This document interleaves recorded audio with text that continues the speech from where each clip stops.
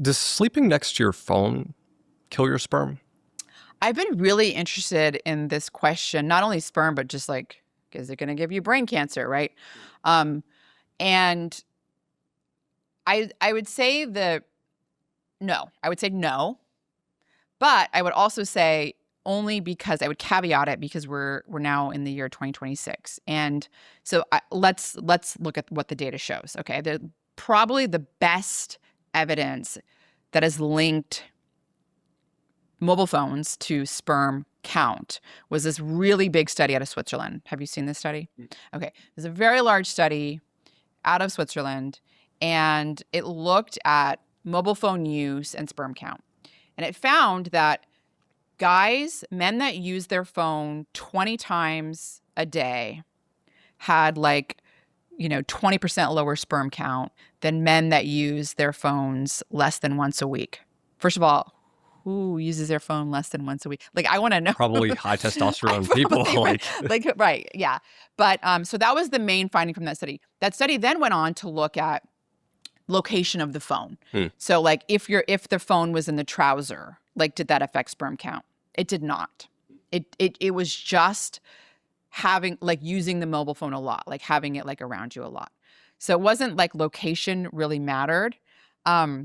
But then it went on to even compare 2G to 3G, like to 5G, right? No, actually, it only compared 2G to 3G to, I think, maybe 4G. And what was found in that study was that it was really the 2G that was causing that was associated with the low sperm count. As they went up to like the 3G, they weren't seeing any effect on sperm count. And there have been follow-up studies now that have also looked at that, and some in-cell culture studies where they take semen, put it in a like petri dish, expose it to 2G, they expose it to 3G or 5G, and then they look and see how it affects, morphology and function and all these things. And it turns out that because as we like went up to 5G, the radio frequency and like that sort of transmission is much more efficient. Instead of like constantly searching and searching and searching, it's really quick at getting it.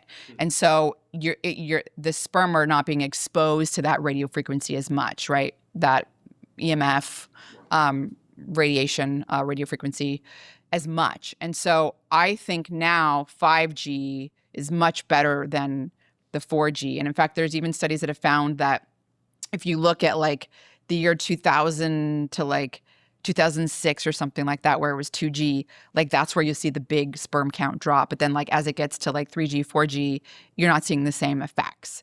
So it's a bit nuanced. I think to be careful, it's best to probably not sleep with your phone right next to you. I mean, these days the problem is no one has a landline. And so if there's an emergency, you want to be able to answer that call. So maybe like have your phone on, but maybe like far from you, and have, your call list with the emergency numbers that can punch through or whatever, or just get a landline. There are landlines now that you can get, that you can have a contact list. Like I have a kid, and so like this is like a big thing. There's like a tin can phone where like we have all the classmates, where it's like you have it's a landline, and the classmates are on your, you have a contact list, and no one can call that to your phone unless they're on your list. You can always call 911, but no one can. There's no spammers, no predators, like none of that can happen. And so that's kind of cool as well. I think that it doesn't have to be just kids that use them. I think adults can get them too, because then you can only have people on your contact list that can call you in the middle of the night. And they're probably not going to call you in the middle of the night unless it's an emergency. My point is that I do think it's better to be on the safe side. I'm not convinced that there's still not an effect. But I do think it's a bit nuanced, where it's like now, there was this robust effect, particularly when it was 2G.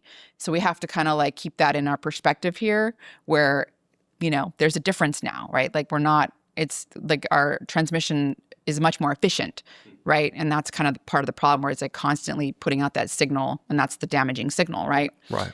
I want to understand this. So me personally, I sleep with my phone on airplane mode because I can tell a difference if there's like some frequency or something moving. Like I just sleep better. Like you could ask my wife, I'm like, hey, is your phone on airplane mode? And she's like, no. I'm like, okay, can you turn airplane mode on? Like I can't sleep. And like works very well. Maybe that's just my experience, but like, how does the 2G, 5G, you're saying that since the networks are faster and the frequencies transmit faster and they don't have to keep searching, that's better for you? Like, Yeah. I'm kind of confused on that. Yeah, it's basically you're not being exposed to it as much, right? When it immediately finds it's not like transmitting that signal like hitting your brain or your testicles, right? It's like it picks it up efficiently. Does that mean there's no effect? No, it doesn't. It doesn't mean that. I'm just saying I don't think it's as bad as the 2G was. I think, people that are using those Bluetooths and things that are like always like constantly next to their brain. Do you wear AirPods? I do sometimes, and I have to like go back to like the old school. I just haven't because I got a new phone. My other phone, my older phone, I was plugging in the old like earphones, but now I have to get the new ones because the plug-in thing is different, right, for the new iPhone. But yeah, I don't wear AirPods a lot. I wear them occasionally, like on a 25-minute run, where it's like it's like I don't wear them a lot. I don't think you should wear them a lot. I do kind of worry a little bit because it's just right next to your brain. But again, this is all like, it's all like we don't have enough data on it. I think the data that has linked mobile phones to sperm, a lot of it is coming from that 2G era where they're looking back at like the 2000s and so, but that doesn't mean I don't think there's no concern at all. I just think it might not be as bad as it was.